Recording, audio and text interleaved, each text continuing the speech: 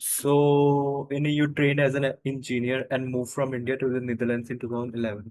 So, when did filmmaking became your true calling, and what sparked the shift? Yes. Yeah, I think I caught the bug for cinema pretty early. As a kid, I grew up in a small town called Tiruvannamalai in Tamil Nadu. And I would watch a lot of Tamil cinema with my dad. And of course, we would rarely get these Hollywood blockbusters dubbed in Tamil. That's also sparked a lot of love for cinema. And I would also read a lot of stories. So I had the love for storytelling from a young age. Um, but as a good Indian boy from the middle class, I pursued engineering. I moved to Chennai, where I actually had access to more world cinema, parallel cinema, also from India. That love kept growing. And then I moved to the Netherlands for my master's in engineering. And I worked as an engineer. I think around COVID is when I actually started to introspect, like many other people, that I want to pursue my childhood dream of making films. And that's pretty much how the journey started. Always knew I was going to make films, but it was just a matter of when. And yeah, I think first film I just made with my friends and family, just to see what kind of storytelling that I actually enjoy doing. And that was a short film called Required Reading. And then, yeah, after that film got some acclaim, I was able to make this new film called Pakka. And of course, you get more confidence as a storyteller also, and you become more personal and also bigger in scope. Yeah, I think that's been my filmmaking journey so far. Okay, great. So, have you gone to film school, or are you self-taught filmmaker? No, I didn't go to film school. I taught myself. Of course, I did a lot of courses, online courses, and also there are a lot of courses around here, a lot of books on filmmaking, watching a lot of films. So yeah, mostly self-taught, yes. Brilliant. So, when you said to your parents you want to become a filmmaker, what was their reaction? I never Because told from them. I never told them. Of course, I just made a film. And yeah, of course, my dad has a love for cinema. He also wanted to be a filmmaker when he was young. So I think he understood the dream. But of course, now I'm older. I have more freedom to do what I want to do. Yeah, of course, they're proud of what I do now. But yeah, it was not, I didn't have to tell them. There was no moment. very, very long. So let's talk about required reading. Required reading focuses on a romance between a salesman and a non-binary person in a library. So what Yeah. inspired the story? Was it a specific moment, theme, or idea you felt compelled to explore? Yeah, so the story began when I was taking voguing classes here in the Netherlands, and my dance teacher was Lulu, and they had this amazing personality and very charming, and I really wanted to write something for them, and they pretty much inspired the story of this. And we wanted to capture the specificity in a queer encounter, like a meet cute, but there is a lot of specificity and complexity in queer version of that. And that's something I wanted to capture on film. And of course, the library was a choice because it's free and we didn't have money. And also, of course, for storytelling purposes, we wanted a space where there are a lot of rules and there's a lot of restrictions around you how to behave, and that's where these two people meet. And of course, once they have a spark going on, they go on a date out into the forest, which is like a Garden of Eden kind of thing, where yeah, the complexities come to the surface. Yeah. Brilliant. So required reading earned recognition at Frameline and Out on Film and was nominated for the Iris Prize. So what Yes. insight did you gain from festival audiences and how have those reactions influenced your approach to later films? Yeah, so when we made the film, of course, we didn't have any expectations. We just wanted to see what kind of films we actually like making. And when it got recognition from big international festivals, yeah, it makes you really confident as a filmmaker that I'm able to make an emotional argument, and that it actually speaks to people. And we have had a lot of messages from non-binary, trans, gender non-conforming people that stories like this, we need to see more of this, and with the authenticity also part of it. So yeah, it really reassures you as your voice as a filmmaker. So yeah, I think that's pretty much gave me all the confidence I need to go further. Brilliant, brilliant. So let's talk about Pakka. So your new short film Pakka opens on a Dutch cricket field where four friends share a deep bond. So what inspired the premise for you, and how did you use it to explore theme of diaspora and queer identity? The idea for Pakka began when I was watching a cricket match from a friend here in the Netherlands. And I, of course, as a child, I was expected to play cricket, and I was shit at it, and I still can't throw a ball. So that always stuck in my mind. It's like, why can't I do this? So I had this image of four Indian gay men frolicking and having the time of their life on a Dutch cricket field. So I had this image, and I wanted to write a story behind it. So I started working on the characters, and we did a lot of research on young queer men, queer people who grow up in homonegative spaces, largely homonegative spaces. How do they cope with either coming out or not coming out? And there are a lot of research also done here in the Netherlands. So yeah, I think we were coming up with these four characters. And during that research, I kept running into gay men here, Indian gay men on Grindr, which is a gay dating app. Like in my street, I met two of them who actually happened to be in marriages, who would have children, but they would still have sexual relationships with other men on the internet. And that, of course, evoked a sense of anger and judgment from my side initially, because me and many other queer people have a difficult time coming out, and it almost always involves a sense of loss. Either you lose connection to your family or culture or tradition or even language sometimes. But then I wanted to go deeper into this feeling. And so that's when I wanted to see if I can actually have radical empathy, if I can go to a point of empathy where I can see this person who's trying to make a choice between love and love. And it is a hard choice. And that's pretty much thought behind the story. And we also wanted to see if we can view authenticity or identity as a very fluid thing, as not fixed label, because and not make judgments based on it, because that's had been used against the queer community all the time. So we wanted to see if we can move beyond that, even from inside the queer community as well.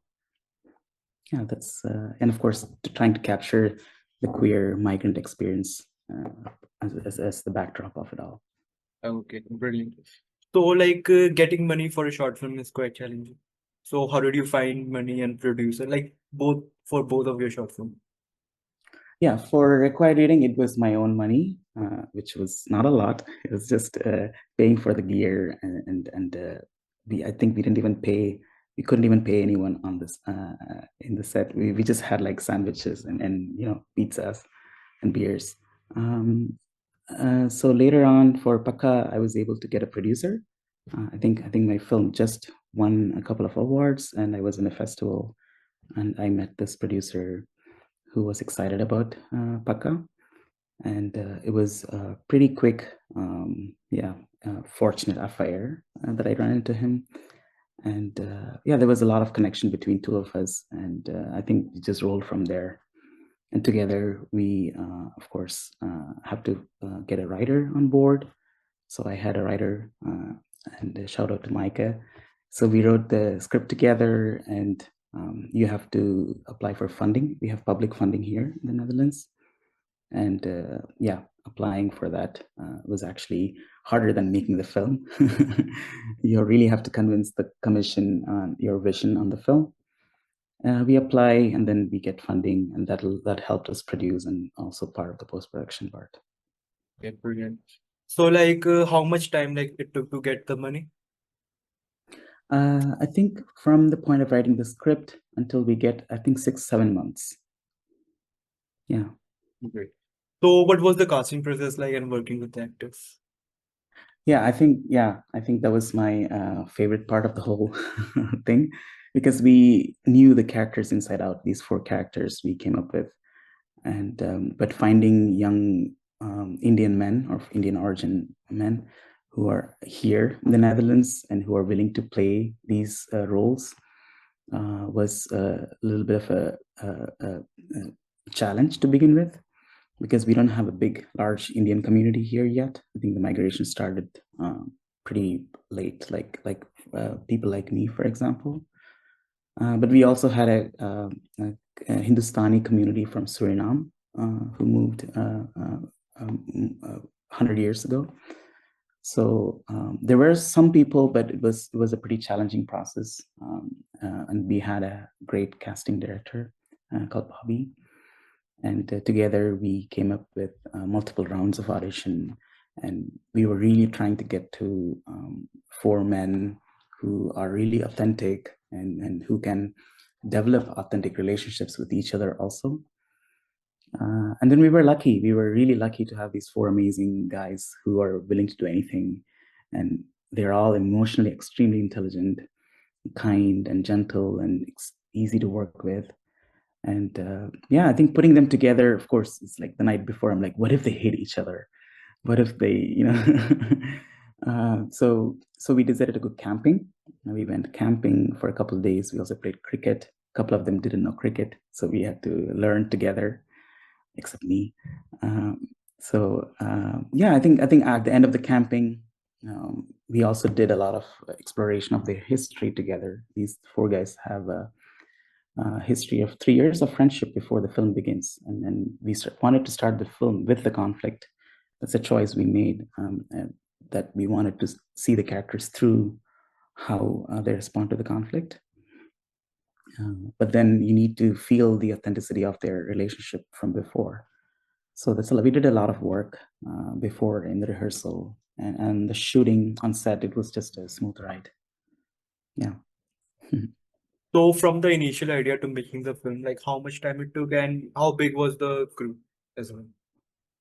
Yeah, I think it was 2 years, you would say, like from starting to write and finishing the film, 2 years. Yeah, I think the crew was, I don't remember a count, maybe 50 people together from writing to post-production. Brilliant. So while making Pakka, like what was the most difficult challenge you faced? Um, yeah, I think casting was scary from the beginning.